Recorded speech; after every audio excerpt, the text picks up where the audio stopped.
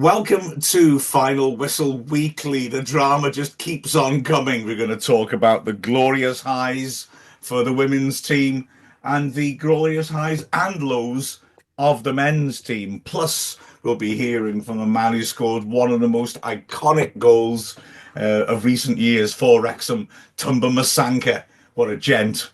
But anyway, firstly, I'm joined by a couple of other gents, Neil Williams and Chay. How you doing, guys? Yeah, I'm good, thank you. Yeah, all good, all good. Looking forward to talking about, especially the women's game. But yeah, looking forward to talking all things Wrexham today. Absolutely. Andy, it doesn't look like we'll be able to join us, which is a shame because my rough voice is partly down to taking his kids, my godchildren, 10-pin bowling on Monday. I made the mistake of starting with the volume at 11 and a couple of hours of shrieking later. It was, my voice was shredded. It didn't help that I was, how can I put this? I don't think I'll elaborate on this anymore than to say I enjoyed loudly celebrating Wrexham's goals on Sunday above the Swansea dugout. I feel if you listen back to it, you may feel there's a bit of particular punch about my celebrations. And of course, they gave me a lot to celebrate. So after this, well, why don't we have a chat about Wrexham 5, Swansea City 0.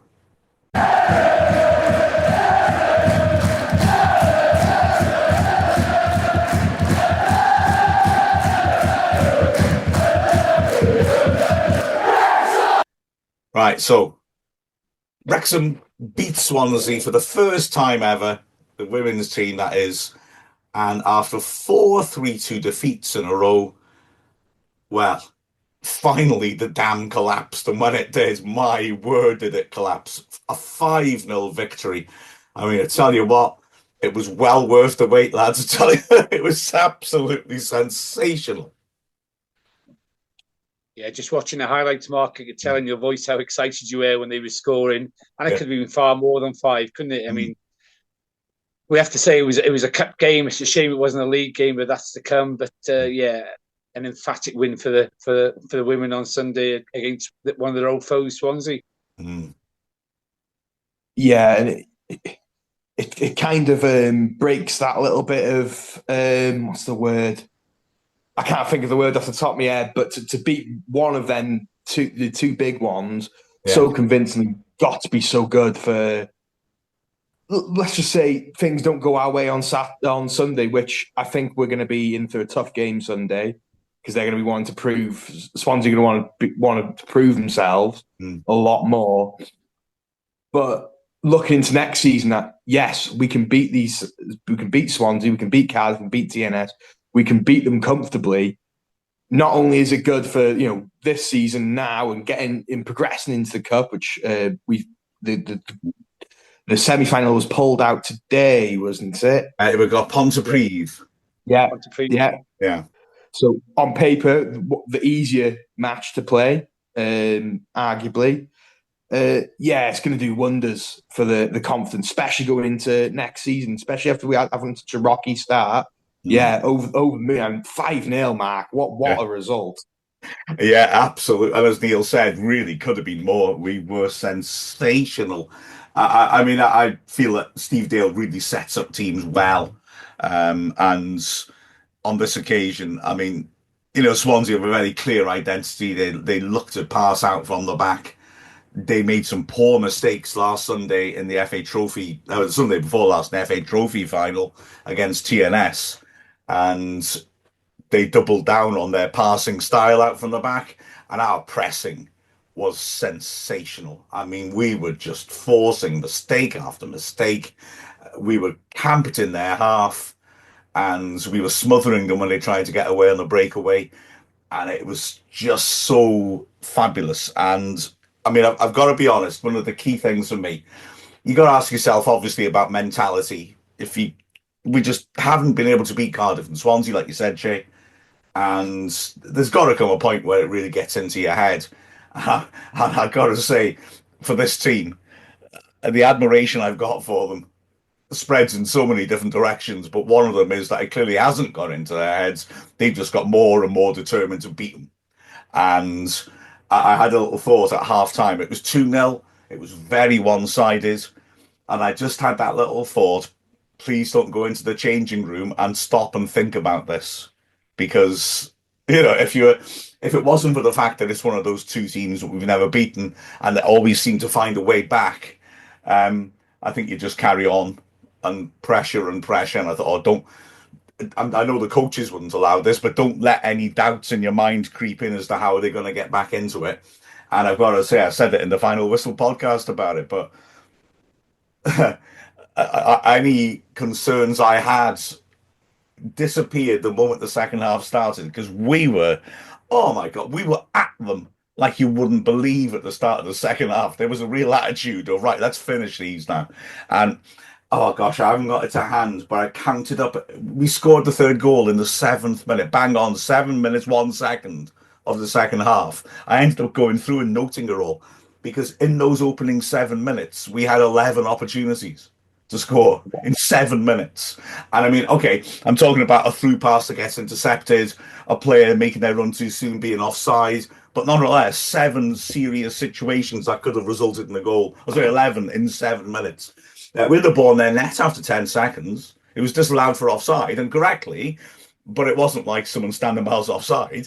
It was just, it was sensational. And that it was great. That meant we could bring Lily Jones off because she was limping like heck. It was just like, when you control a game to the extent that you can, we better get another goal toward us so we can rest one of our players early. That's a level of control, isn't it? It was wonderful, honestly. To beat him so convincingly as well, Neil, it's got to be huge, isn't it? But especially going into another huge clash against the same side on Sunday again. Well, yeah, we think the confidence is with Wrexham, and Swansea going to think on Sunday what we're going to be battered again. I mean, I remember Mark saying with the commentary, with your co-commentator Mark, why Swansea were playing out the back all the time, because we were closing them down and pressing them and making them make mistakes all the time, and they continued doing that, and wondered why they didn't change their tactics out from the back. Another point is, yeah, we've got Pontypridd, but we've got to remember that they're top of their league in the south, so it won't be an easy game. I don't think it'll be, because they could be playing in the same league as Wrexham this time next season. Yeah, it'll be a neutral ground, which, seeing as it's a Welsh FA competition, I assume will be Bridgend. But in fact, I earlier today, for a future Final Whistle, I interviewed Mike Salmon, Wrexham's goalkeeper in the late 80s. And he said how shocked he was that he played in a Welsh Cup final against Cardiff, and he'd never played in the Welsh system before. And he was somewhat startled to find that the Welsh FA's idea of a neutral venue when Wrexham play Cardiff is Swansea. Nice equidistant venue, that, isn't it? Lovely. But yeah, we were so good. I mean, I felt that is their style of play. I get it. If they want to keep passing out from the back, they should have been a bit more judicious as to when to get rid of it. Do you know what I mean? I mean, that is their DNA. That's how they want to play. Cool. They were rather predictable, and they stuck to the same patterns of passing out from the back, and we were ready for it before they started. I'm sure they'll have worked really hard this week, so next Sunday they have different passing patterns to get out from the back, but that is their style. I had this rant about Notts County last season where, you're playing these sides who have this, oh yeah, we pass from the back and this is what we do. But when passing out the back goes awfully wrong, for me, you've got to have a plan B. You've got to go direct then. You've got to be able to lump it long, lump it over the top, make it a bit ugly. Yeah, it's all well and good having your DNA, this lovely, beautiful passing as your DNA, Mark, but you've also got to have a plan B as well, in my personal opinion. I agree and don't agree.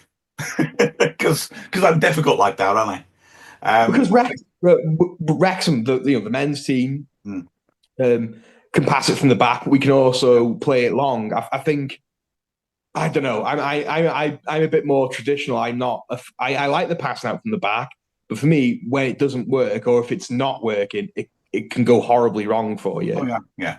I just don't see it as a binary thing. I don't. For me, I don't feel that it's like if you can't pass it out from the back, you got to go route one. I just feel like you can have a different type of passing out from the back. You know, they'll work so hard on their patterns of passing for short goal kicks and things like that. Well, you know, there needs to be enough variety that you can throw something different into the mix rather than what they were doing against us, which was the same thing. And then we've got players who were chasing it down like crazy. They were loving it. You could see they were loving it. The Swansea were doing exactly what we expected. And, you know, we were like those wildlife documentaries where a cheetah running down a gazelle. That's what it was just brilliant to watch. But I just feel you could maybe have maybe a more hybrid style because they're not going to have perhaps, yeah, well, not just them and general. You may not have the players who can then win long balls.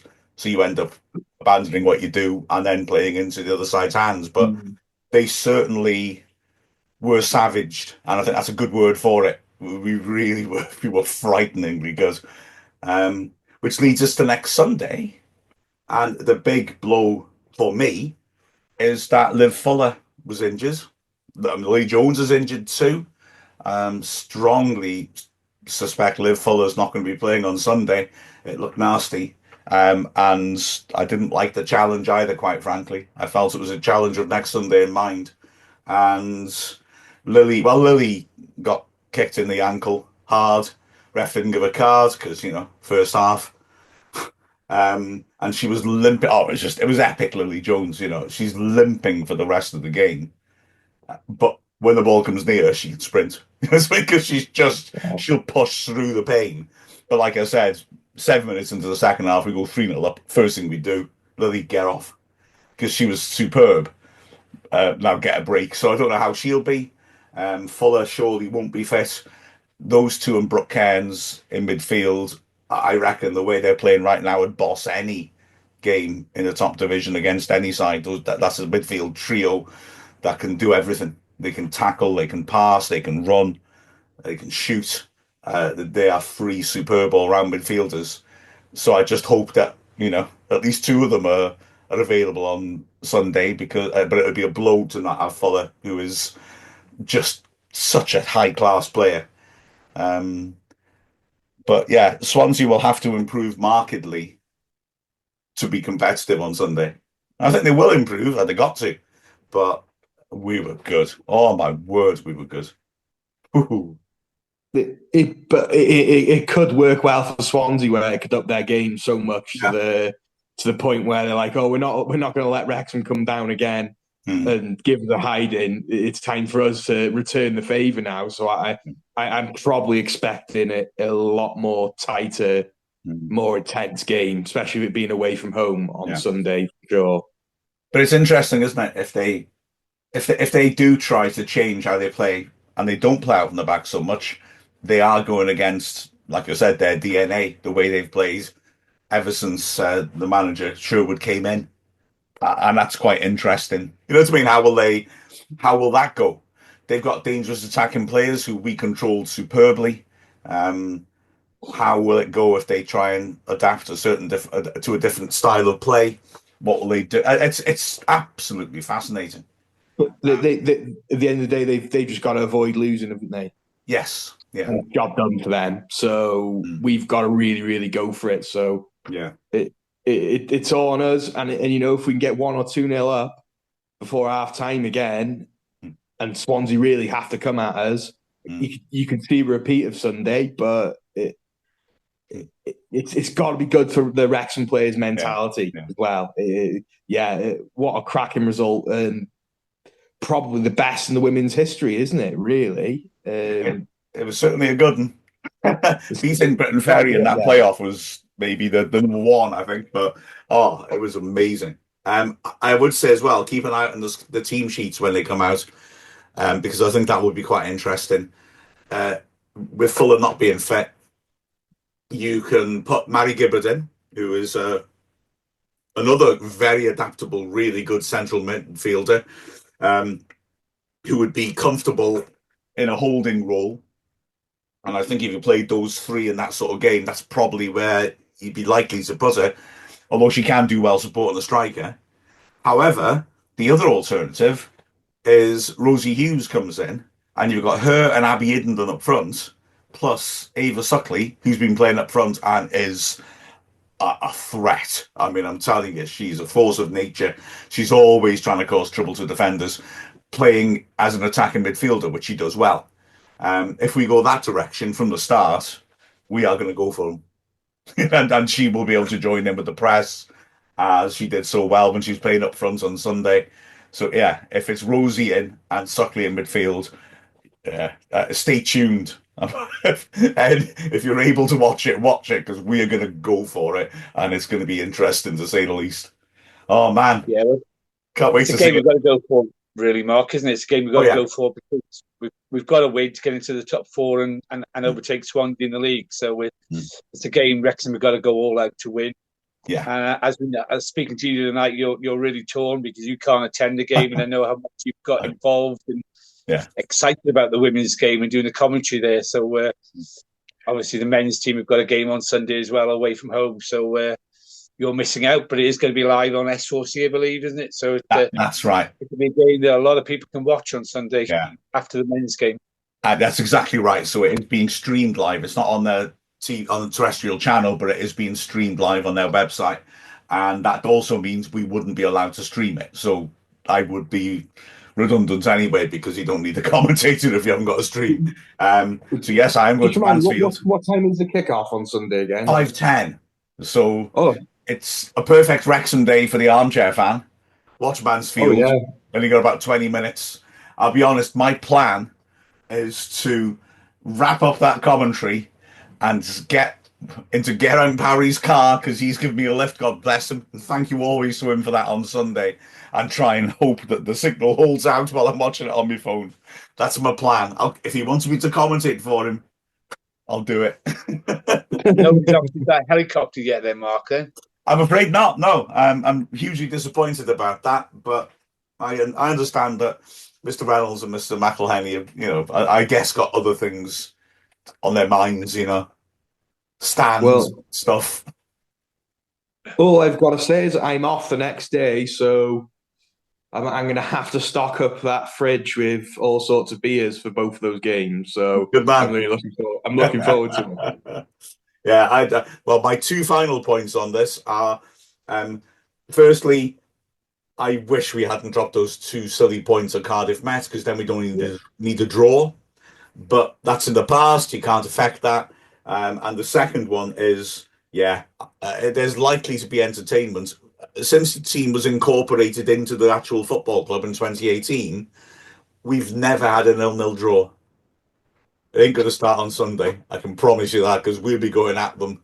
They've got to try and respond. That's going to be a game of football, that is. Man, it's going to be a game of football. I can't wait. I have other things I'd love to say about it, but I think I should wait until I see the result first. But, yeah. Just going back to the game, Mark, what I've read and heard a lot, was there a bit of antics from the Swansea officials on the side of the pitch for the whole game and complaining about everything? Let's say that they are, as benches go, loud. I mean, the gantry at the Rock is right over the dugouts, and I mean, I'm not naive. Benches shout for everything. Benches get involved. It wasn't quite, and obviously it was nowhere near the Wrexham Eastleigh ruck. Remember that, Chay, in lockdown? Yeah. Suddenly both benches started having a fight. That was brilliant, that was. And it ended up with Dean Keats being pushed by one of their substitutes into the concourse where the food stuff is, by the toilets, apparently. Yeah. And that was something. But on us on the opposite side, just watching all these substitutes like jumping over the rows of seats and trying to get involved, and you're thinking, "Ooh, 2 meter distance? Don't think so, not anymore." I thought for Sean Peterson sitting in front of us. He wanted to be right in the middle of that, didn't he? But yeah, they they pushed their luck a touch, if I'm honest with you. They were, some of the stuff they were up to with the, trying to pressure the referee and the linesman. I thought it was a bit much. But That's football, though, isn't it? That's football. that is football at that level, that isn't. And Yeah. you've got to say you can't really blame them, because if that can work and you can intimidate a referee by doing that and that wins you the game, then that is what it is. It's up to the referee to shut that down, isn't it? But the referee was quite strong, actually, to be fair to him. He was good. And I can't remember if I said this to you or not, but a few weeks ago I was reading a thing. There was a scientific paper on how referees get affected by crowds. And it seems to claim that referees are more likely to go against a home crowd to show they're unbiased. Yeah. So maybe all that grief, Lucy was making the point in the commentary, maybe all that grief they were giving him was making him think, right, well, I'm not backing down here. But the referee was good, although could have given a yellow for the foul on Lily and could have given a red for the foul on Liv, if I'm honest. But having said that, it was, all in all, he was sound enough. And we go on Sunday for, a hell of an encounter. Should we get onto the men's team with their fluctuating form? Let's do it. I think we should. Let's talk about that after this. A win and a loss. The extremes of emotion, everyone.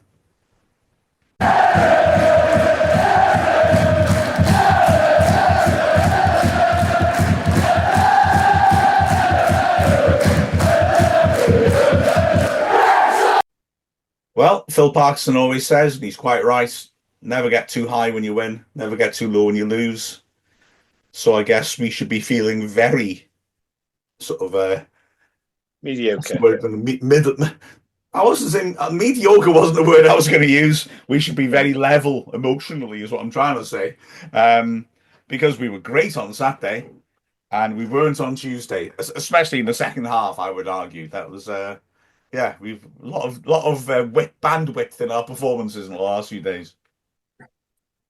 Yeah, it's a really strange 2 games, because I was really looking forward to talking about the Northampton game after the Northampton game on Saturday. But it's always the last game that you've played that's in your head a lot more clearer, especially because I watched the Northampton game in the pub. But to be fair, I was really pleased with the Northampton game because we didn't really get out of second gear, and we beat them very convincingly. They didn't really lay a glove on us. Really happy with the performance from Smith. It was nice to see. It was pretty crazy. Clewiff's first yellow card this season, wasn't it? Yeah, that's right. Yeah. Which for a centre half probably shows how much quality he's got, because he's not lunging into things and making mistakes. But people think they can pick on Clewiff. Fair play to him. He stood his ground, got a yellow card for it. Hey ho!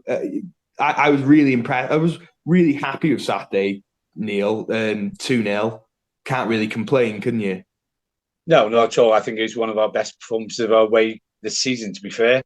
2-0, I think, was a bit flattering on Northampton. It could have been a few more if we'd have been a bit more clinical. And, we played an excellent game of football for the whole 90 minutes. Really happy, Marky, with the game. And you can see it through the eyes of a commentator. I think we dominated that game really well. And took the 3 points away back to North Wales, totally deservedly so. You can see the difference the new strikers made in terms of our confidence away from home and our ability to get the ball forwards to them effectively. Mullin can run in behind, obviously, and Marriott. Smith does it in a slightly different way. He's all about power, and it suits him to just drop it in and let us turn defences. He's physically able to scrap for balls he can't get to. He gave their central centre-back in the Free Willis an absolute nightmare. He was carrying an injury. He had to go off after half an hour, but Smith forced that substitution because he was just bullying the guy. It was absolutely terrific to watch. And the way that the midfield stepped up and put the pressure on. I mean, it's people's memories are short, because I've seen people after Tuesday say, well, we can't use Dobson in that more advanced midfield role. We can't use Dobson and James in the same midfield trio. It worked damn well on Saturday. It's got to be said, Dobson and Rathbone were high up the pitch, getting all the scraps. If we knock the ball in behind and they could get it half clear under pressure from Smith, those two are right on it, winning the second goal balls. That's how Rathbone scored his goal. But Dobson was doing that as well. And yeah, it was like clockwork. It was. I'll tell you, after that, so then go on the game on Sunday, I was thinking, this is my dream weekend. This is nothing can go wrong now. And then Tuesday happened, unfortunately. If we're going to mention the Northampton, though, as a little slight caveat, yeah, not knocking what the players saying, but I think Northampton are a very poor side. I've got to say, over the two games we've seen them play at the racecourse and at their ground, I don't think they're a very good side, and that's quite brutal. We should be beating sides like that if we're going to be pushing for these automatic promotion spaces. Agreed. Although I would say I thought that at racecourse they looked like a poor side. I thought on Saturday we made them look like a poor side. Personally, they'd won the last two games, against decent opposition. And their new manager has come in and I think has done well with them. But I just thought that we didn't give them a sniff of anything. We were at them from the start, which was lovely to see in an away game because people are worried about our away form. But haven't we said all along, our away form will get us there. We just need to sort that home form out, don't we? It's in a row at home in the league now, isn't it? Well, let's talk about that game because I'm glad we didn't do this podcast straight after the final whistle because I was quite angry. But on the flip side to that, I usually cool down after a couple of days. First half, there's not much complaints by me. Yeah. In all fairness, I thought we played all right. We got the goal and they equalised. They look like a good side in all fairness. Especially I thought going into that second half, I thought, oh, here we go. We're a second half side. We'll get back into this. And you've got to give credit to Leyton Orient. They defended really, really well, in my opinion. Yeah, they did do well, didn't they, Neil, to be fair? Yeah, we were saying at half time, Mark, it was a good game first half, equal side. We scored a great goal and we were quite dominant. We could have scored a couple more. And they scored with basically their first shot on goal. The first breakaway. And we said half time, I said, oh yeah, I'm pretty happy with that. Played really well. Second half started, they scored their quick goal. And then after that, I think we didn't have the answers to break them down. Yeah, I found it strange how much it affected the team and the crowd when they went ahead in the start of the second half, to be honest. Because we are so good at home, because the team and the crowd are on the same page and support each other so well, drive each other on so well. But everyone seemed to, oh my gosh, we're losing to these now. Oh, panic. I think maybe that's a bit strong saying panic on reflection, but certainly I felt we lost our identity. We forgot what we do well, and we failed to really move the ball forwards in a sort of progressive manner. I thought Orients were excellent. I thought they did really, really well. They actually ruffled Cleworth and Brunt, which is something, I would argue. And they were so quick on the break, and then when they brought their subs on, they picked up where the players who replaced left off and continued to put pressure on us. But I was happy with the first half. I thought the first half was good. The first half felt like a lot of games we played against strong sides where we were digging in. We're as good as them. I thought they played a bit better in a way, but we actually had more chances than them, considerably more chances than them in the first half.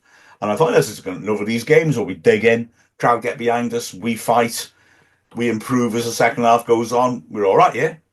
But then the second half was like we just suddenly ran out of petrol in the middle of the moors, wasn't it? I was so impressed with their defenders, so organised. Yeah. Nothing was getting past them. Defensively, they really, really impressed me. They're a side that I look at and I think I wouldn't want to play them over two legs in a play. Straight away, I thought this is a very good side. And their manager is being touted for the Blackburn job as well, isn't he? So I think it says all you need to know about the quality of him and the quality of their team. But my biggest problem with that performance, second half especially, is we did not challenge their goalkeeper at all. I don't think he even had to barely had to make a save. It's a bit worrying at home, that, isn't it? Especially when we're known for it to be in the second half, tech end, shooting at the Stoke Brew coffee stand side. Yeah, I think I go back to what Mark said. When they scored their second goal, both the team and the crowd just didn't know how to restart the game, basically, and the crowd were very quiet. But it wasn't until we actually got to the added time that we actually tested their keeper again. Which is what you were saying. We struggled to break through their defence, and as you say, they look solid. Their defence, they threw bodies in front of the ball, and they blocked everything that we tried to do. So, but we only woke up for the last 10 minutes of the game, including the added time, to put any kind of pressure, real pressure, on their defence and on their goal. Sorry, go on. We did have a couple of chances where we unfortunately hit it straight to the keeper or whatever, but Orient were a fantastic team. As you say, I wouldn't like to play them in two legs. We've been there, got the T-shirt, and we failed the last time we played them on two legs. So, don't remind me of that. We want to do that again, but they're a team that haven't lost away from home since October as well. So they're very, very good on the road. Obviously, they do their homework very good. Know how to close teams down, which they did very well with us, and give us no time on the ball whatsoever. And I mean, their energy levels were superb, which is what we are really good at normally. But they surpassed us, and they were a great team. It's the best team second half that I've seen at the racecourse this season. Yeah. Keeley had to make a good save, didn't he, in the second half, which actually came off a defender. So even then, we didn't really test him as such. I thought we could have got a goal at the end when we went full on, pen them in the box. But like you said, Orient's defence Dan Happy was just magnificent. Yeah. And then when Simpson went off injured and he played well, the sub centre-back Edmonds Green came on and he was magnificent. He made a couple of terrific interventions to prevent a goal. And fair play to them. But I don't want to, in focusing on how good they were defensively, we mustn't forget that going forwards, they were a threat. They were a real handful. So it's just one to put down to experience, I think, in all honesty. And then we go on. Mansfield are having an awful time of it. We've got to take advantage of that. We've got to be ruthless at Field Mill and make sure that we continue our sudden great away form. Well, is there any changes you'd make to the starting 11? Is there any changes you would be happy to see or think is maybe needed to shuffle things around? I certainly think that Longman on the left for the first time showed that he can be really dangerous, cutting inside and being a direct threat on the penalty area. And for me, Mullin is fit. I think on the bench, I would be inclined maybe to think that, this is a guy he's had a little break now. I know it's been tough this season because of his injuries, but he is a guy who turns up on major occasions when needed. I keep thinking that he'll do this at some point. Would be really good. Him and Smith up front would be very interesting, I think. I'd like to see that. Any changes? Sorry. Matty James and Dobson, especially Matty James, I've seen online, is come under a lot of criticism. I think maybe unfair. I don't think it was one of his best games on Tuesday, I must add. Would you change the midfield up, maybe freshen it up? Because Matty James has played a lot of football recently, isn't he? Would you switch him over for Andy Cannon, or would you change the midfield up in any way? Only because we've got such terrific depth that we can use Cannon or George Evans, who looked excellent in the virtual matches. But I have no issue with Matty James. I think he's a high-quality player. He did a lot of nice things on Tuesday. Didn't quite work out for us or for him, ultimately. But, I think definitely I'd start with Longman, maybe, because he was impressive when he came on as a sub on Tuesday night, and he was the only one who's actually making runs into the box and getting the ball into the box. So, I'd possibly start with him and maybe McLean, give McLean a break because he's played a lot of games this season as well. Well, for me, if there's one more change that we're going to make, and let's be fair, I'm not criticising Mark Howard. None of the goals were his fault on Tuesday. But I think if you're going to bring in a player like a Conquo, which I'm assuming is on a good amount of money because he's come from such high caliber at Arsenal, and there would have been championship clubs asking for him and all sorts. For me, I think at some point you do need to put him back in, and it's not a slight on Howard. At the end of the day, Howard is a 37-year-old goalkeeper that was meant to be a third goalkeeper this season, has actually done an amazing job at keeping his place and played really well. But for me, Okonkwo can make saves that not many other a lot of goalkeepers can't make through his physical attributes. And yeah, he's had a couple of shaky games this season, but for me, I'd like to see Okonkwo back in sooner rather than later. What do you reckon, Neil? I would stick with Howard at the moment. I think Howard, for me, Howard thinks a lot quicker than Okonkwo with, the ball that comes out of the back, whether he passes to defender. My only criticism of Okonkwo, yes, he's had a slight knock in a couple of games back. So is he fully fit and fully ready to go? But sometimes his decision making and the time he takes to make that decision seems to take a long time, which concerns me a bit. Yes, we brought him in to go in the first team. You've got to remember he's a 22-year-old goalkeeper, isn't he? That's exactly what I was going to say, Chay. He's only a 22-year-old keeper, so he's got a huge future ahead of him. And any knockbacks, I think, as a youngster, you take a bit more seriously than you do when you're a little bit older. Yeah. So I would maybe, continue with Howard and maybe bring him in for the Peterborough game. I'm not sure. When you say hesitating, Neil, do you mean that he, in terms of his use of the ball, correct? Yeah. You can to dilly-dally a bit at the back there, and doesn't exactly know what to do with the ball straight away. Well, certainly Howard's got an assist on Saturday, and then got Darren Pratley sent off by sending Marius away on Tuesday, didn't he? So his distribution is certainly on point at the moment. It looks like one vote for Okonkwo, one vote for Howard. So I've got the casting vote. And I say, like Neil suggested, one of them plays on Saturday, the other one plays on Tuesday. There. How well did I sit on the fence then? Totally on top of it. Yes. The splinters are fine. It was Wednesday we were playing. Oh, yeah, I thought that maybe one of them could play for Wales on a Tuesday as well. Please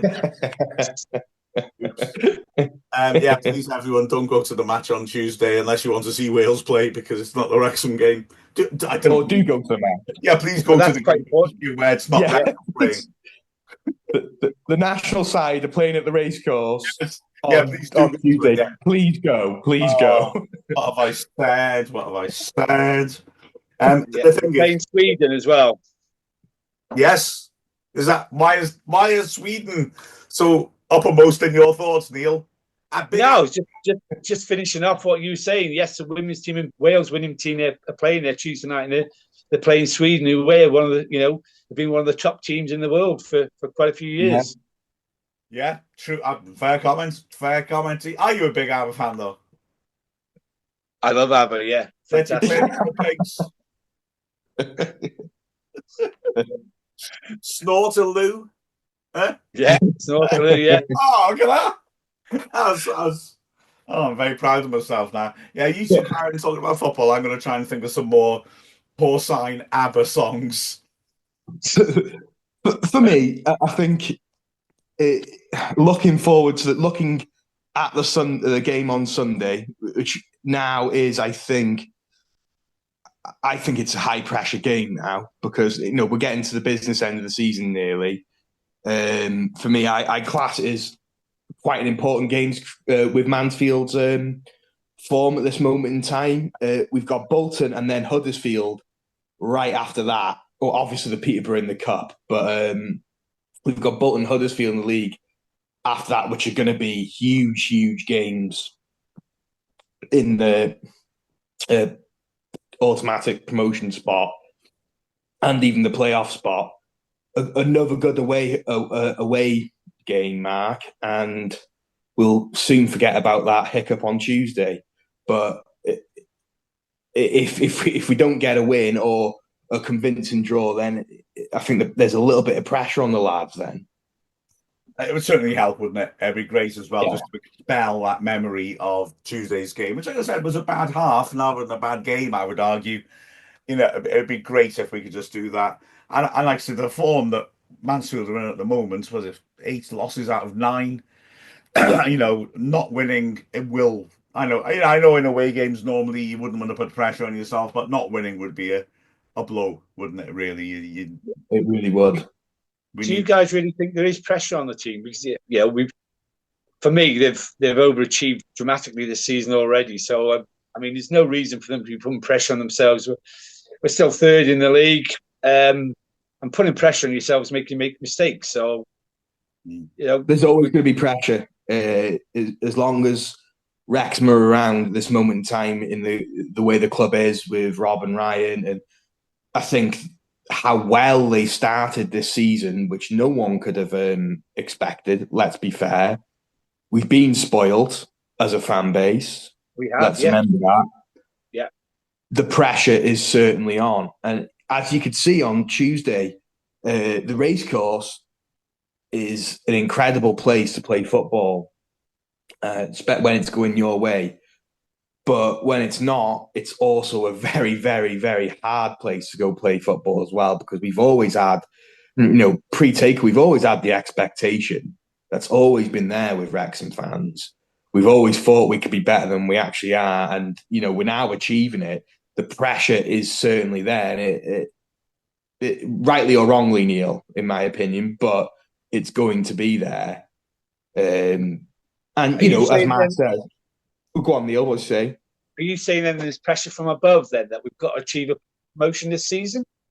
No, I don't think the pressure comes from above. I think the pressure comes from the media and it comes from the fans itself. I think that the board will be looking at what Phil Parkinson's done this season. Yeah, we're third in the league. Yeah, we've tailed off a little bit. We're in the semi-final of the cup. Yeah, the FA Cup didn't go our way in the League Cup. You can forget about that as long as the other two things are doing well. I think the board will be over the moon that we're in with a shout of going up and a trip to Wembley, or even 2 trips to Wembley this season. But I think the pressure comes from the fans. As I said, you don't want to make a habit of the racecourse becoming a hard place to play for your own team. You want it to be the opposite for the away team. Yeah, very true. And that situation has happened where, you feel pressure because you're not achieving in front of your own fans and the fans are quiet. And yeah, it's a, it's a circle then. It gets worse and worse. And hopefully on Sunday we'll pull out a full performance and get 3 points again. But, maybe the pressure's not on now away from home, and they did so well at Northampton. There's only, yes, we take a good following to away games, but it's not a packed race course where expectation after the last couple of seasons has been massive because, we've lost so few games there, and we've lost now the last 2 home games in the league on the trot, which we haven't done for quite a long time. So, yeah, I mean, the self-pressure be building up on the guys, I'm sure. I agree with Chay that I think that the type of pressure there is, and there most certainly is that we are in a promotion race. So every game matters. I think that's that type of pressure. But then ain't that the type of pressure you want? Yeah. I think it's the pressure that this club can certainly deal with, in my opinion. The players have shown time and time again how good, how resilient they are, and we'll forget about the Leyton Orient game if we get a convincing win on Sunday. And let's remember, guys, 2 losses at home all season. Yeah. Let's put some perspective into it. It's and let's remember the other early on the week. It was the 14th anniversary of when we've lost 7-2 to Gateshead at home, when the club on and off the field was the complete opposite of where it is now. I think it's time sometimes, it's okay to criticise the players and criticise things, but we're going in the right direction, aren't we? 100%. Oh, yeah. Yeah, I don't disagree with you, but, as a fan, and I'm quite happy if we don't get promoted this season. You know, I don't want that pressure to be on the players, and you know, I just want them to perform without that pressure. Yes, they'd all like to get promoted again, and we've got to remember, you know, we've only had some new players come in and they've been with us less than a month, and we had a bit of a blip this time last year in January, February last year, so it can be resolved. But for me, it won't be the be all and end all if, you know, if promotion isn't achieved this season. 100% agree. 100% agree. But the new fan, don't go up. The fan. Sorry, Mark, go on. I'll be going nuts if we don't go up. I'm not having it. If we don't go up, I'm going to be in the town centre smashing stuff. I promise. No teacup will be safe. You've just got to look at the achievement we've had. The back-to-back was incredible. Yeah. You know, the fact that we're in talks to do, we're in the solid race for automatic promotion, and who knows, this side could win the playoffs. But the fact that we're even talking about back-to-back, which has never been done before, is an incredible achievement in itself. And if we don't get what we want this season, it is seriously, or even the season after that, it seriously isn't the end of the world. The club's going places regardless. Yeah, and as you say, Chay, you know, look where we, you know, losing to Gateshead 7-2, you know, and the situation we're in there now, and that's what I always look back on. If we lose a game, hey, doesn't matter. You know, we're in a far better place than we are, you know, 10 years ago. Far better place with, you know, better owners, great support, better players, and for the majority of the season, watching fantastic football at the racecourse.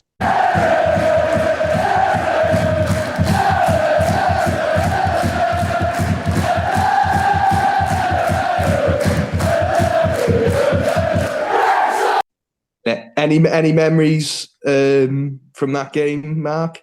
Any serious memories from that game? The Gateshead one. Yeah, the Gateshead game. Let's go down memory lane a little bit.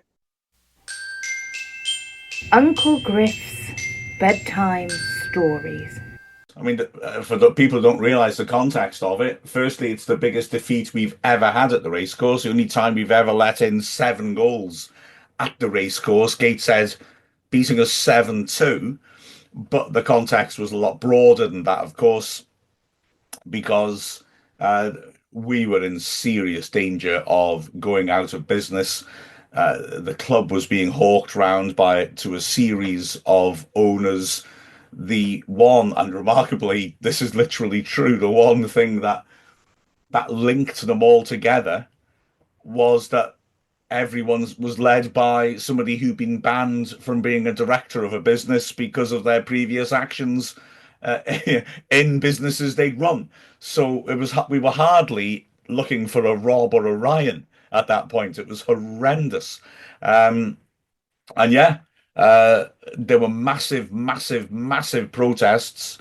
I don't think there's any doubt that affected the performance on the pitch.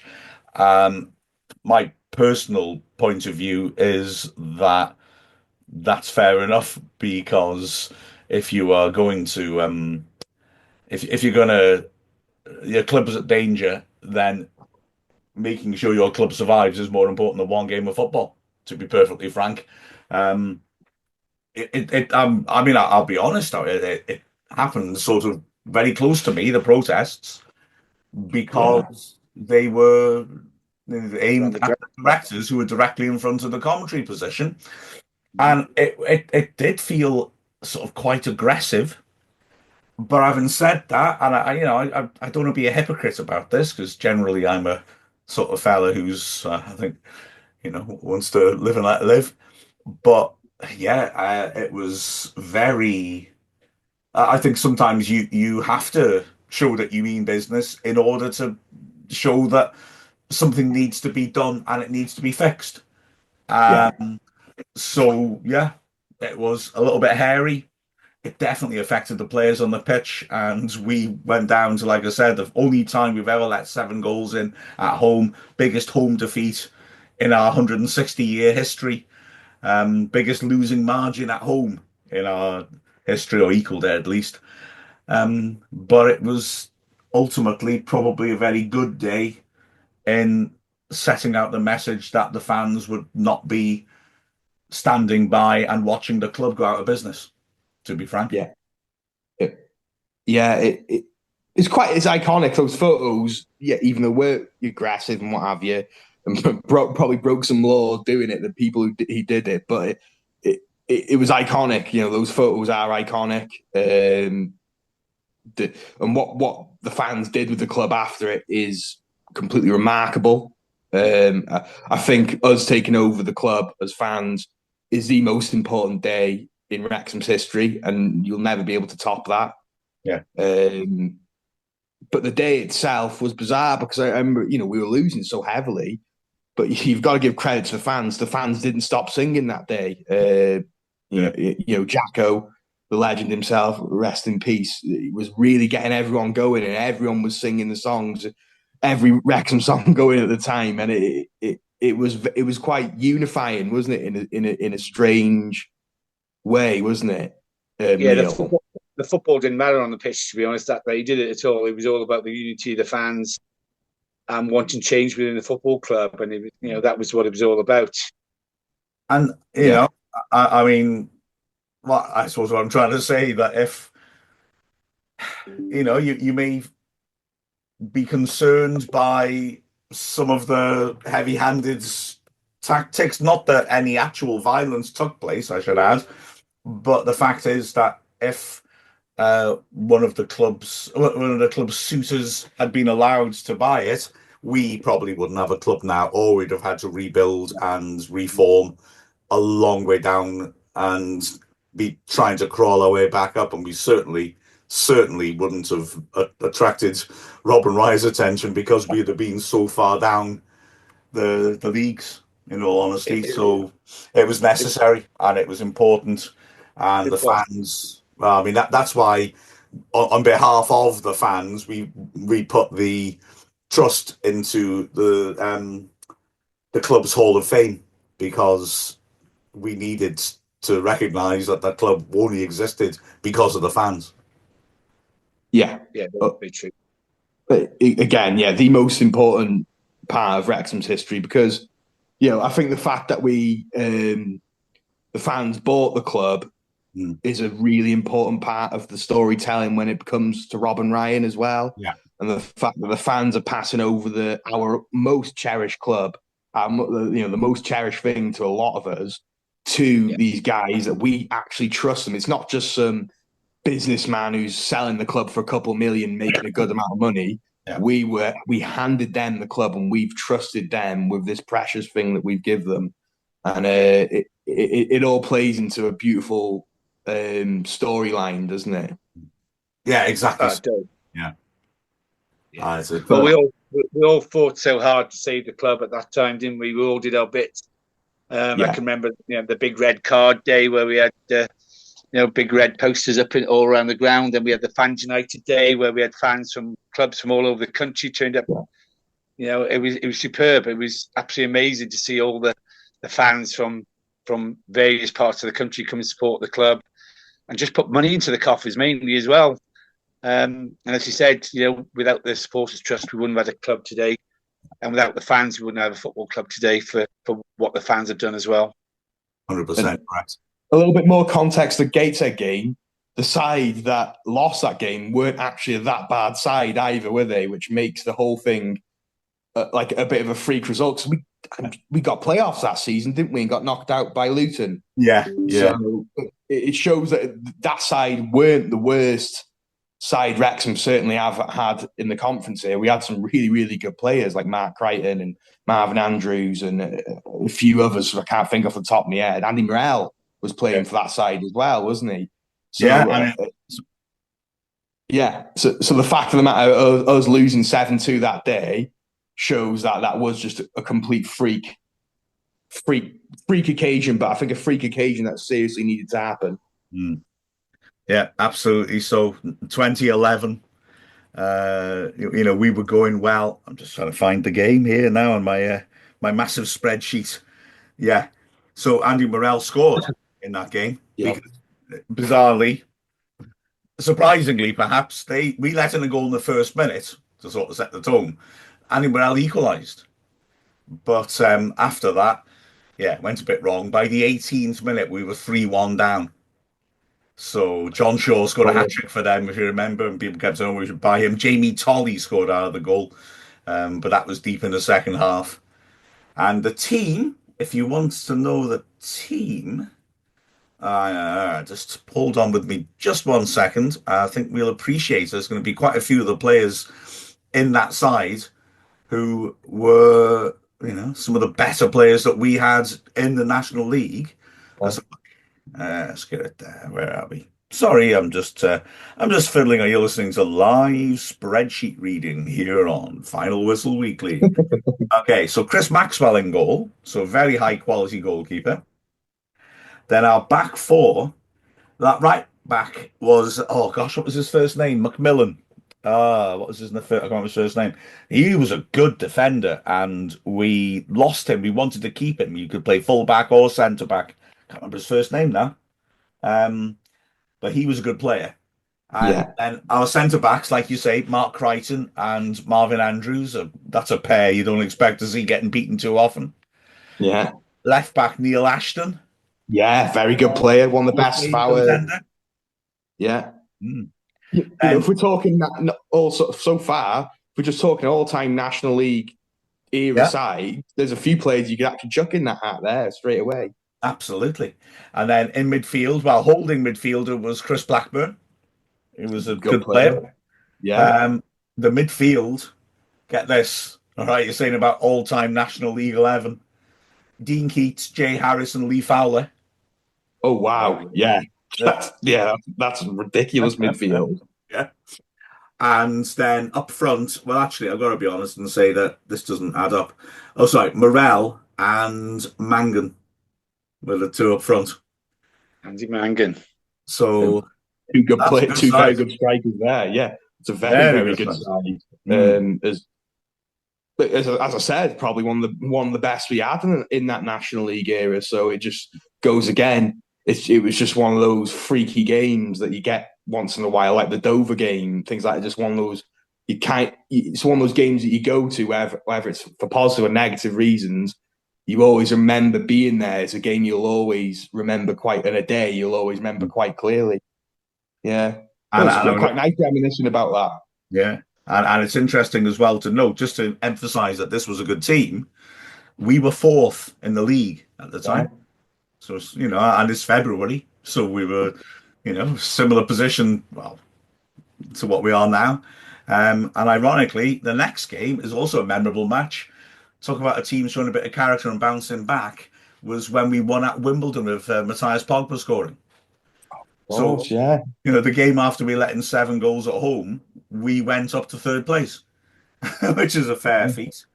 The other thing that strikes me when I look at this and consider where we're at now, despite the fact that we're consistently up there, the crowd was 3,078. And the crowds continue to be around either the low 3,000s or high 2,000s, which again shows the hard times that we were suffering. I remember being pleased. It was Andy Morell's second debut. It was the first game of the season at home to Cambridge. I remember being pleased with the crowd. First day, 4,040, which again tells you a lot about how we've moved on, doesn't it? You've also got to remember away sides didn't travel as much back then as well. Yeah. I also do. I think we look back at historical attendances from Conference and Football League, not just us, say Stockport, for example. I think post-COVID, people going to watch their local side rather than staying home watching Premier League sides. It's become really trendy and it's become a really positive thing, and people go watch their local more now. Yeah. The narrative that we never had fans before the takeover is that's flawed. It's a load of rubbish. Absolutely correct. Gateshead brought 66, by the way. So 60. There you go then. So there you go. That's how many of their fans watched their glorious day, bless them. Exactly. Anyway, can you remember that somebody only brought like one fan? Was it Eastbourne Borough or something? Well, We were playing in that game Yeah. was 2 weeks later. You're quite right. Yeah. We scored a Yeah. 2-1, and there was one fan. However, was it the previous season? Histon brought nobody. Yeah. Oh no, the previous season they brought 11. I beg your pardon.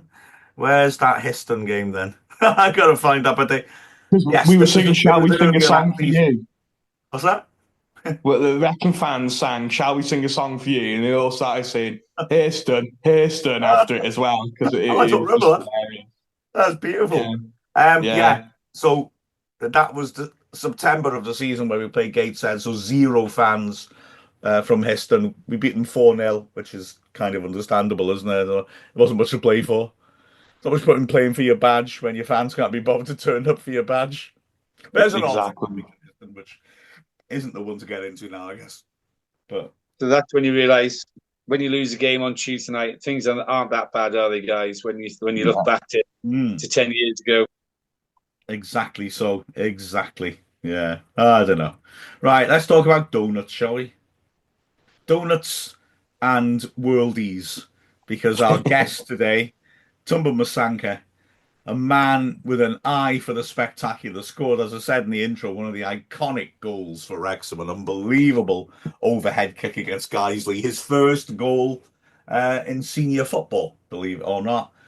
And also, I first chatted to him because he caught my eye, because he's now, apart from playing for Warrington Rylands, or he's on loan at Clitheroe, he's also taken a hand in helping the family business, which makes some rather impressive looking desserts. So we had to talk about that first, but me being me, I want to know more about Congolese donuts.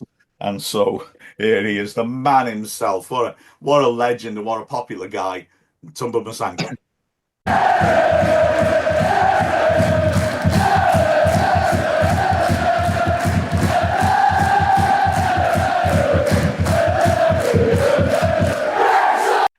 Well, firstly, thank you so much for joining us. I mean, we have really got a soft spot for you at Wrexham, I've got to tell you, and it's a treat to see you again, mate. So how are you doing, first and foremost? First and foremost, obviously, thank you for having me on. Honestly, it's great, obviously, to speak to people that are involved with Wrexham football again. Obviously, yourself having us work together and stuff like that. But no, I am really good at the moment. How have you been yourself? I'm not bad, although my throat's a bit rough. I tell you what, well, I'll just get through this, I reckon, then I'll go for a lie down. Before we talk about football, I deliberately want to mention this at the very start as well, because you've got a business venture at the moment, which is fascinating to me. Tell us all about that. It sounds terrific. Yeah, so I've got a family-owned business called Tshibangz Bakes, TS. Do you know, I'm not even going to bother try spelling it. I'll send you the details so you can put it on the bottom of the video if that's easier for fans and for people that are interested.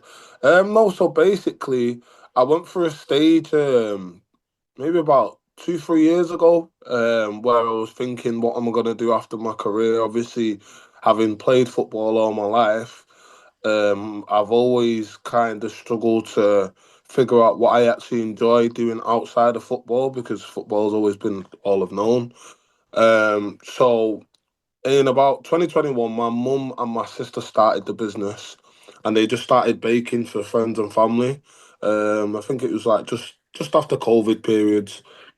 Excuse me. And one day, I was at Macclesfield at the time playing for Mac, and we just won the league. And I thought to myself, do you know what? Let me buy all the desserts off my mum, get her to make them. I'll take them to football and see what people think of them. So at this point, I'd never tried the desserts either, funnily enough. Yeah, so I thought, let me see what other people think of them first. So I took it into football to my teammates and stuff and the fans, and it was literally gone within 15 minutes of desserts. And I thought, you know what? This is something that I could actually jump on. And obviously, I've been lucky enough to meet so many people through football, and I just thought I can get in rooms where my mum and my sister probably can't. So I want to use that to the advantage of this business and to grow it. And then when I did actually try the desserts, I thought, do you know what? We've got an amazing product here. So it's just about getting it out to the right people in different types of environments and that.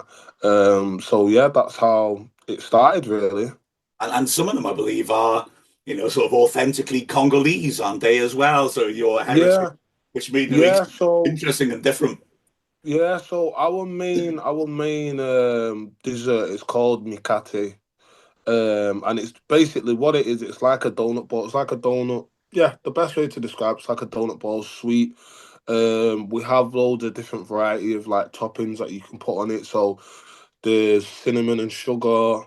There's caramel. We have a cookie mayhem. We have a Biscoff option, pistachio option. So we have quite a lot of different options. And to be honest, we've done quite a few pop-ups around Manchester in the apartments and stuff like that. And people have just loved it, to be honest. People have took to it. That alongside the cinnamon buns, people really, really like our cinnamon buns that we do homemade. And waffles. So we have quite a variety of different things. Also, we do savoury food as well. Um, Quest. So yeah, it is really good, and to be honest, I've really really enjoyed it because it's quite similar to football in a sense where you're working under pressure a lot of the time, working with timings and stuff like that, and so I've really enjoyed it. Fantastic. We need to get it down to the racecourse. I reckon people would love a bit of that. Although No, definitely. I'll put the links in the description of the video. Although I've got to Yeah. say, I've been losing weight lately. That was not a good website for me to go on. Sorry, I was staring at the screen thinking, so, but man, they look amazing. Anyway, Nice, let's thank get on to you. football, shall we? Yeah, I mean, great background for you as well. Obviously, you picked up early on. So before you come to Wrexham, you were at Man City, United, before finally going yeah, to Burnley. I mean, it must have been a great experience. Very competitive to be getting into those sort of places. yeah. Do you know what? I've had a very amazing football upbringing, to be honest. I was very lucky enough and very fortunate enough to of being at Manchester United Academy at a young age, from pretty much basically when I first started to play football, 5 years old, I think it was, when I first ever went to the Cliff Training Ground. And ever since then, really, it was amazing. I was at United up until 12 years old, and I loved every single moment of it. I couldn't. I still have great memories to today, like when I bump into ex-United academy graduates and stuff like that, which around about same age, younger or older. Everyone kind of has similar stories, so it's really nice. Then after United, I went on to City for a little while, which I also enjoyed as well. I met so many lads that I knew anyway from being young and playing against each other, but it was a really good experience. And then on to Burnley for 9 years, which when I first went to Burnley, it was such a shock because I'd been used to, you could almost say the silver spoon, to be honest. Like being at Man United, you get everything done for you, you have your kit and all that ready, and you get boots, and you've got all these amazing facilities, same as Man City at the time.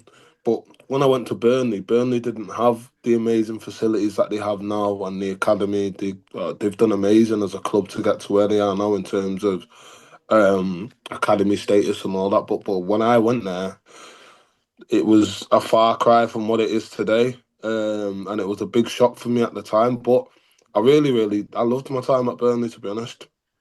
You scored a lot of goals for their under 21s, didn't you, as well? Yeah, definitely. And I mean, if I didn't go through that period at Burnley, then I wouldn't have obviously come across, ended up at Wrexham, and it's quite funny, to be honest. 'Cause I think pretty sure it was Brian Flynn. Yeah, yeah. Brian Flynn, yeah. Brian Flynn recommended me to Keatsy at the time.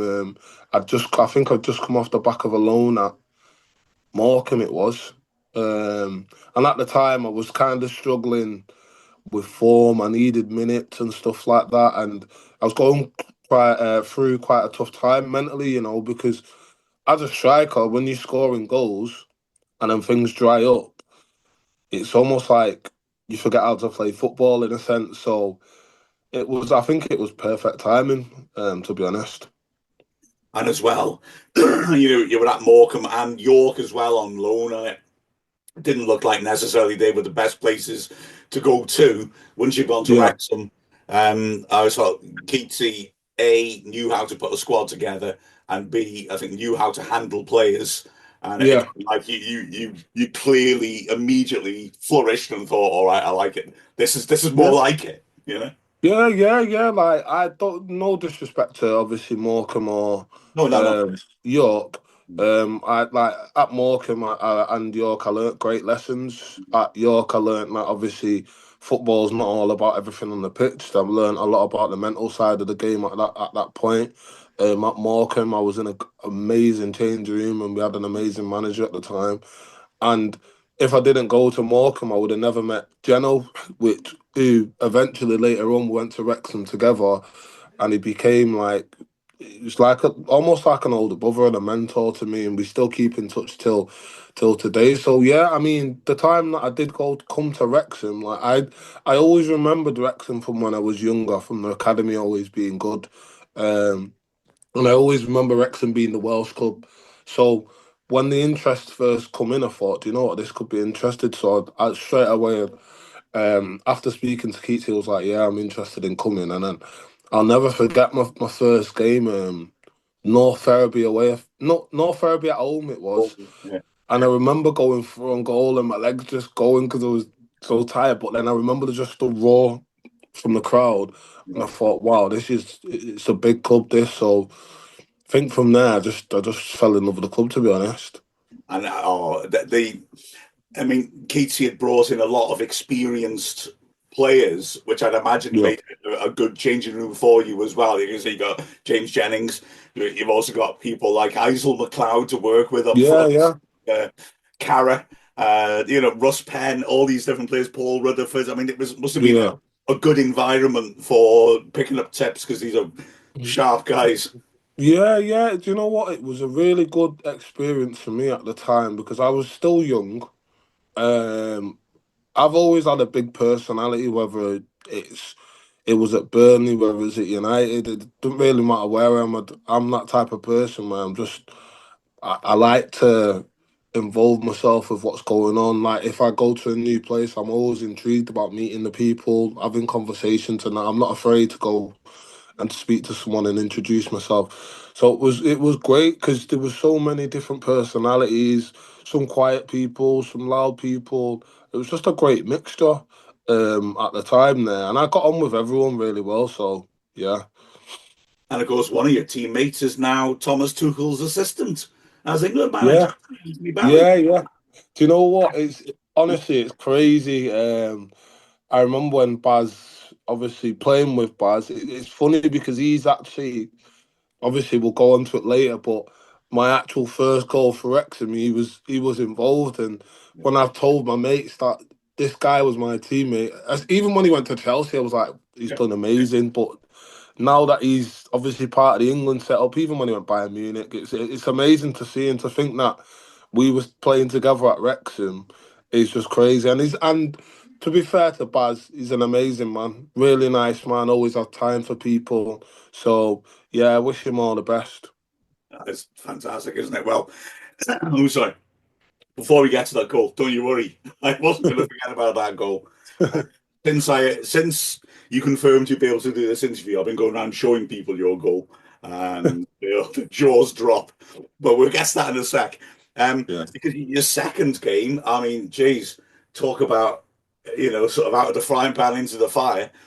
Chester away coming on last 20 minutes for that that sort of match, and the atmospheres at that time, but I think I would say were particularly bad in those Wrexham games because the bubble match thing that kept the fans sad, I think made the atmosphere in the ground worse because the fans did like that.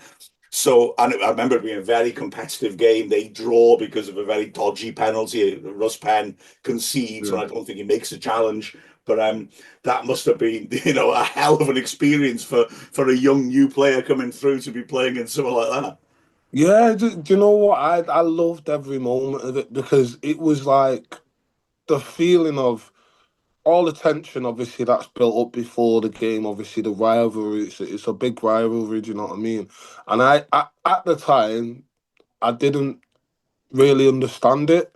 But I just knew that the feelings were so strong towards each other. And it's when I actually went on the pitch and played, and after the game, I realised how big the game actually was. And we was unlucky that day, not to take the win. Obviously, like you're saying, a decision which I didn't think was the right decision at the time. And when we did look it over, it was a wrong decision. But it was just a great atmosphere to play in. And as a young lad, they're the types of games that you've always wanted to play in. And thankfully, we did end up going back there in the following season, and obviously the famous win, the Sean Pearson goal. But yeah, no, it was great. Absolutely, yeah. And then soon after that, it's your first start, I think, if I remember correctly, is that goal, Guiseley. Yeah. Right then, talk us through it. What a hell of a goal it was.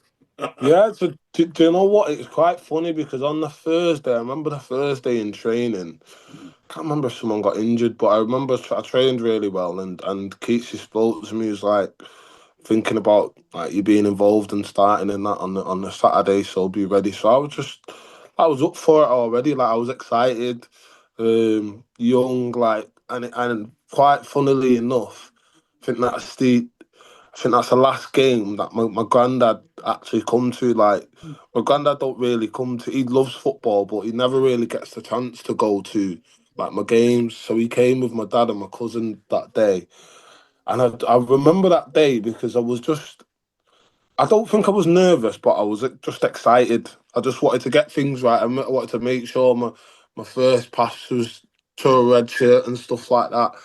And I remember like we started really well in the game. I think it was did Isel score? Someone scored. Or I think yours was the first one, I thought. I could be wrong. oh yeah. Well, I Yeah. just remember us having great momentum in the game and we played really well. And to be honest, the goal, like, I'll be completely honest. As a kid, I always tried on the sofa just to try the overhead kicks as most kids do in the living room of the house and that. So in that moment, that goal was completely natural to me. That was the first thing that came to my head. I didn't have anything else in my head to do except from that. And thankfully, obviously, it went in. It was beautiful, and you nailed it as well. It wasn't a Wayne Rooney overhead shinner. Yeah. You really nailed it. It was such a goal. I mean, honestly, how much? I mean, is that your first senior goal, isn't it? I think. Yeah, that was my first senior goal. So, like that day after the game and stuff like that, obviously there was my phone was blowing up like with my friends and family and stuff like that, people from Burnley and stuff like that. But for me, it was just such a lovely moment because obviously you're playing in front of, I can't remember what the crowd was that day, but it was a lot of people, do you know what I mean? And like for that to be my first senior goal after what I felt like I went through prior to coming to Wrexham, it gave me that boost again and that confidence again to remind me that I am still a good player at the time. So yeah, it was really nice. If he can score a goal like that, you're a good player. There's no question about that. I tell you, most people can't even get off the ground that high. Never mind do anything else at the same time. It was quite funny for me, actually, personally, because I very rarely did the commentaries on the video. I usually do the radio, and I can't remember why, but I did the video commentary that day. And it was quite funny because obviously your goal travelled. Lots of people were seeing it. And I had lots of people saying, "Oh, we heard you getting excited." And I was like, well, I didn't do anything. Wouldn't you get excited if you saw a guy do that for your team? Oh, man. It was crazy because even in that game, like my goal was a great goal, but even John Rooney scored a great free kick as well in that game. And it was just a mad day, honestly. Yes. And it was also mad because John Rooney at the time was like playing on the bench because if he made another start, we'd have to give him a contract. And there was So all there sorts was of weirdness going on. yeah, there was so much going on at the time in the change room and that, but it was just great. Like to be a part of that was just really it was great times to be honest. And you kept going, of course. I remember getting an early goal at Braintree, you and Ollie Shenton scoring the goals. And Yeah, it's been interesting as well. You know, it's National League then. Well, now it's a funny sort of league where some very big clubs meet some quite yeah, small clubs. Nothing wrong with being a small club, but you know, yeah. playing at Braintree very different from playing at the racecourse. Well, that's what I mean. I think at the time it was quite mad because, like you're saying, I always felt fortunate and lucky that I was able to play for a club like Wrexham because a lot of people at the time, but obviously Wrexham was a sleeping giant at the time. Like I knew how big the club was from afar, but when you're actually there, like you understand what it means to the people, the local community, and obviously how big the size of the club is. You see the legends, people like Joey Jones and that when they tell you the stories and stuff like that, you think, wow, like you are really at a special club. So obviously playing against a lot of the teams in the National League at the time, no disrespect to them, it was so different. Like playing away from home was so different. But I loved it. Like I say, as a young footballer at the time, it's part and parcel of your learning. Do you know what I mean? In your career, so it was great. But now, obviously, the league has got all the glitz and glamour now. It's got all the TV deals and that, and there's so many big clubs in it now. So it is great to see. Yeah, absolutely. And then you also, another memorable game you played at was going back to York, which was Oh, a big game for us. It was Easter Monday. Loads of Wrexham yeah, went down.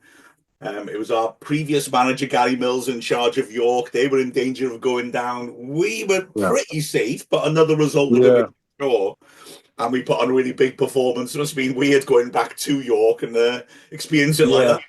that. Do you know what? It was that I think that's my favorite ever game. Yeah, Probably in my career. yeah. I'd honestly, if I could relive a game, it would be that game. Even over the overhead kick because the emotion like for that game, not just for me personally, but for the club as well at the time. Like there was so much between the two clubs at the time. And I always remember that game because I remember going through early and missing a chance. And I remember the fans, like the York fans, were just hurling abuse at me. And they abused me all game, to be honest. For what reason, I don't really know because I never really got a chance like that at York. But it just made the whole game even sweeter. I think I assisted Leo that day for Yeah. the winner, if I'm correct. But it was such a great result because we dug it out. It was a tough place to go. They had a good side at the time. I think they had I think John Parkin was up front from that day, if I'm right or wrong. Yeah. But yeah, like we played tremendously and to see that many Wrexham fans there and the celebrations and that when we did score, it was amazing. Obviously, it'll always be a moment when I look back on the pictures.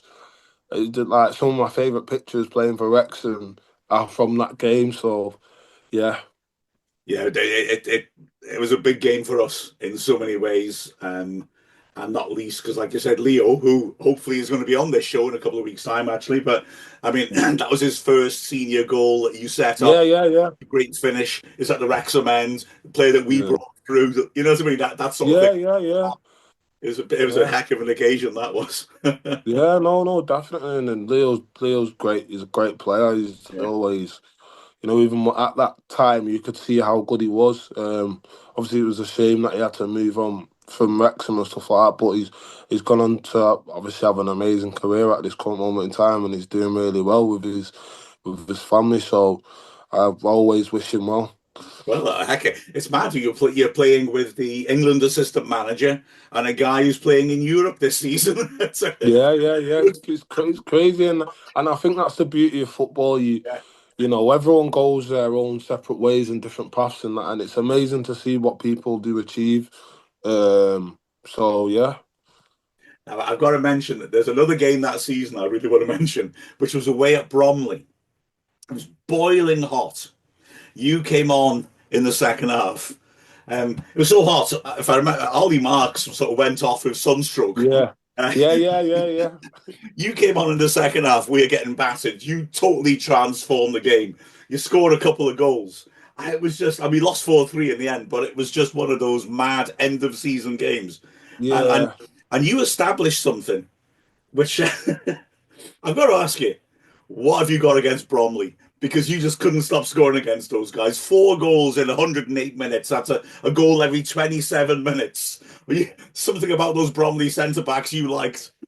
You know what? I think they just must have been my lucky team at the time, to be honest. Because even now you've reminded me, I even forgot about that game, the Bromley game. But now that you mention it, I remember it very clearly. And we was unlucky not to win that game, to be honest. I think they just edged us out at the time, but just like you say, great memories. But it was good. It was good. I remember that day because I was a bit frustrated that I was on the bench. But with that being said, I just thought just get on with it and show the manager why you should deserve to be on the pitch and stuff like that. So yeah. I tell you a reason why you may have forgotten about it, and the biggest reason I was frustrated afterwards was that the home team filmed the games, but you will never have seen your goals Yeah. because they filmed the first half, and then after the match, their media guy came up to me because they'd give me the video of the matches, Yeah. the highlights. And he had a look on his face. He was all apologising. Oh, I'm so sorry. I'm so sorry. What they'd done, because it was the end of the season, they'd let a lad they were training on the camera film the second half. And Yeah. he filmed the second half, but he forgot to press record at the start. Oh So God. he stood there for 45 minutes doing all that. He wasn't recording it. And sadly, that's both your goals, and they were never filmed. Wow. Isn't that a shame? Wow. What a shame, but oh well. That's life, isn't it? That's life. And then the end of that season came. You came back again, another loan spell with us. When that possibility came up, was that an easy decision to make? Oh, it was a no-brainer. As soon as I got the call, I was like, "Yeah, I'm going." Like, because I felt like I had unfinished business, obviously at the club, and I just like I said, like it just felt like home. Like I'd made, like for example, someone like Geno. I was with Geno and Cara every day. We used to car school, and Shran Jalal at the time, and like we had such a really good bond and stuff like that, and I didn't want to go back to under 23s football at that time because I knew going back to under 23s football, once you get that taste of men's football and playing in stadiums and that, you don't want to go and play in under 23s. So when that opportunity arose, it was a no-brainer. And as well, Keatsy had put a lot together that summer as well. His first chance to have a pre-season and build his own team. We had a hell of a defence, didn't we? Pearson and Smith and Kevin Roberts, Wedgbury in midfield, Bowden up front, Kelly. We had some nice players and real solidity, didn't we, to play with? Yeah, no, we did. Like we had some really, really good players at the time, obviously at the level as well. Manny Smith, Akil Wright. Like there were so many. Like in essence, I think he built a perfect squad. We just fell short. I don't think we achieved what we should have achieved with the quality that we had in the squad. But we still had some great moments, I think, and it was just it was great being part of that team. Like there's so many characters in that change room. So like Sam Wedgbury, I played against Wedge a couple of weeks ago, and we were just talking, obviously reminiscing about times and stuff like that. I still try to keep in contact with as many as the lads as I possibly can. But yeah, no, that at that time it was an absolute no-brainer. I was always coming back. If anything, I probably felt like I was waiting for Wrexham to get that call in the summer. So yeah. And you've got a couple more against Bromley, of course. at the racecourse this time, just to spread them out. Do you know what? Do you know what's crazy about that Bromley game? Is that the game I scored 2? Yeah. The funniest stuff that I'll tell you the funniest story about that day, right? So obviously that day the races were on in Liverpool. Is it Aintree? Yeah. So the races were on, and my dad used to take me to the games. So there was loads of traffic. So I was actually, I think I was about 45 minutes late. So as I had arrived to the ground, I'm obviously panicking. Like, I'm thinking, oh my God, I'm going to get this fine. But I wasn't even worried about the fine. I was just worried about the game. Yeah. Got there. I didn't know I was starting. Got there, rushing. As I've got there, the lads were already out doing the warm-up. And then Keats told me I'm starting. I said, oh my God, what's your luck here? Like, literally. Yeah.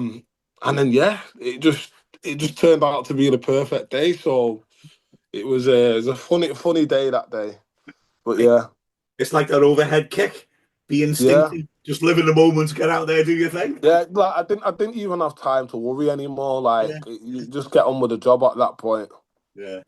I've got to ask you, what was Keatsy like to play for him? I've got a lot of admiration for Dean. He's the great as a player and a manager, and he felt like a real sort of footballer's manager, if you like. Players would appreciate him. No, do you know what? Keatsy was amazing to play for at the time. For me, I think he was the perfect manager, the person that I needed to obviously put his arm around me, give me the confidence that I needed as a young player. He'd tell me when I was wrong, but also he wasn't afraid to let me know that I've done well. Do you know what I mean? And I think if anything, he looked after me really well. Like, he nurtured me really well. Like, he knew when to rein me in, and he knew when to let me be myself, like my personality and stuff like that. So yeah, it was great to play for him. For me, like, I'll always speak highly of Keatsy because I feel like he's the man that allowed me to enjoy football again at the time from a difficult period. So yeah. That's brilliant to hear. And you went on. I mean, you had some adventures afterwards. You played in Belgium, in Italy, I believe. You got around it. Yeah. So I went and played. Funnily enough, the club that I went to go play for in Belgium, it's pretty much similar story to obviously what's going on at Wrexham now. Molenbeek.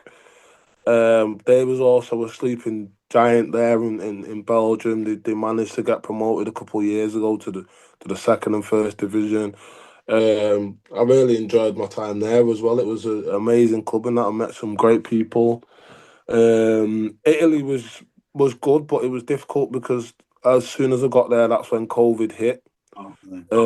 So couldn't really do anything. It was fun because I learned a lot as well. I learned a little bit of Italian. Obviously, I've always loved being able to be in different environments. You know what I mean? When you learn people's cultures and that, it was great. So yeah. And of course, the most alien culture of all, you were at Macclesfield for a bit. Yeah. You've been there then, I suppose, was he? It was quite an exciting time to be there, I thought. Yeah, so when I went to Macclesfield, it was quite, to be honest, it was perfect for me at the time when I'd went because I was living in South Shields for a while, obviously, when I was playing for them. And I needed, I felt like I needed to come home at the time. So when I did come back, we had a really, really good team at Macclesfield. We had a lot of experienced pros like Neil Dans, Mark Duffy, what's his name now? Striker. It'll come back to me, but we had quite a lot of experienced players and a mixture of young players as well. But it was a lot because there's a lot of attention on the club. So, but it was great times, and it's a great club, Macclesfield. They're doing really well, but they did remind me when I signed there, when they beat us that time. I remember when they beat us. Oh yeah. But yeah, but it was great time to be honest. Yeah. Are you still playing now as well, aren't you? Yeah, so right now I'm on loan at Clitheroe from Warrington Rylands. We started, the Rylands are doing really well. And Clitheroe, we're picking up a few good results in that. So yeah, Well, that's nice where one. I'm at the moment. Keep it going, and if you don't mind, score an overhead kick for me on Saturday, will you? I hope I do. I hope I do. Don't worry. Nice one. It's always a pleasure to speak to you. Honestly, thank you so much for joining us. It really is brilliant. No. Thank you so much for having me, and obviously, thank you. I want to obviously say thank you as well to Wrexham fans, because a lot of them still message me till today. A lot of them asked me to come back. Yeah. Some of them asked me to come back. But no, honestly, it's an amazing club. And I'll always forever speak highly of the club. And to see what the club have been able to achieve in the last couple of years has brought me nothing but happiness, because that's what the club ultimately deserved, and it's what the fans fought for. And now you've got someone that actually genuinely cares about not just the club, the local community as well, which is really nice. So it's great to see. And I've still got a lot of friends there at the moment. Obviously, I used to play, funny enough, I played with Paul Mullen at Morecambe. I know Jacob Mendy's friends from when you were younger, Andy Cannon. I played with Ollie Rathbone at United, actually, who was in the same age group as me at United, Sam Smith. So there's quite a lot of people there now that I have connections with. So it's great to see. Oh, superb. We'll have to get you back and No, bring some donuts, all right? definitely will do. Brilliant.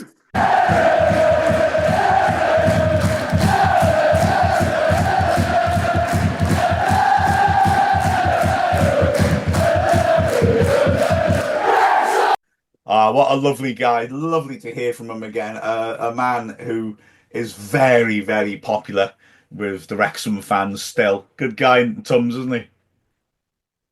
Yeah, that overhead kick was amazing. And to be fair to him, I see him a lot on social media. He's always speaking really, really highly of Wrexham fans pre-takeover and Wrexham the club in general. And it always seems really happy to see us doing well. So it's really nice to hear from him. And the fact that he's doing desserts as well. Yes. Yeah. Can't be wrong, can it? Well, Yeah, just up my street, I like donuts. yeah, we'll have to get him in, won't we? Get him in for a live recording. Of course. I like cooking as well. We can cook some samples for you. Oh, can you imagine? We're going to turn into, what's it called? Sunday morning brunch or whatever that's called on the BBC or something. We'll have to do that. Get some celebrity chefs in. Hey, there's an idea, isn't it? Let's do it. Yeah, Let's we do can it. get them on a sort of National League themed basis, you know. Histon Blumenthal. Hey, speaking of buns, he said, as he tried to think of other celebrity chefs and how he might be able to somehow work them in. The ABBA pig songs I've come up with so far, Neil, for you to play to them. I've decided, yeah, I'm going to stick to Snorterloo. I was thinking of Porkaloo, but that sounds too much like Portaloo. Rashomere, Summer Night Piggy. Where else have I got here? You sure these are ABBA songs? Yeah. Lay all your pork on me. That sounds wrong. It does, doesn't it? So wrong, it's right. Sauper Trooper. Quite happy with that one. And I have a swine. No. Oh man, you're a tough audience. So you're not gonna be happy with gimme a pig after midnight then. Fair enough. The Rasher takes it all. I've been trying to work Farrow into it. I failed to work Farrow into it. I'm so disappointed with myself. All right, fair enough then. Well, I'm really impressed, Mark. You come up with all the pig, the pig names and pig farrowing. Where's that come from? Have you looked at them all up on computer? I'm a man of the soil. I know my stuff. I'm a Renaissance man. I know my pork and my football, my Shakespeare, and my can't think of another thing. I know 3 things. Yeah. Oh, well, very good. I've got A-level maths. I could tell you what factorial means if I really had to. I might have to refer to my notes first, but nonetheless, I'm the best in the nation at differentiation. But I'm always backed if you gamble on the subtract. well, on that note, Yeah, Yes. yeah, yeah. on that note, hopefully, guys, this time next week we'll be talking about 3 points to the women's team, 3 points to the men's team, and a trip to Wembley in the future. So, Wow, that's tasty. Next week's podcast could be either one of the greatest we ever do or one of the most miserable. So I'm really looking forward to it. Nothing in between. Nothing. It could be in between. To be fair, I hope everyone's noticed that. I don't want to call it an intervention the way that Chay has taken over the podcast from me because I'm just talking about pigs and maths. It's not an intervention. I think it's more. I know you feel like when you're a pilot of a plane, and then somebody comes in and put the gun to your head, and says, "Take me to Cuba." It's that sort of thing. So it was a pleasure knowing you guys, and I'll see you in Havana. Hey, maybe at the Bay of Pigs. I can't wait. Cheers, guys. Are you going to do that on your own then next week, Mark? Are you? On my own what? The podcast. The podcast. I'll be doing my own breakaway podcast, mate. Don't you worry. I'll be doing a rebellion. I'm going to be the Che Guevara of Wrexham podcasts. Adios, muchachos. Y no Good night, everybody. Bye. Enjoy the weekend.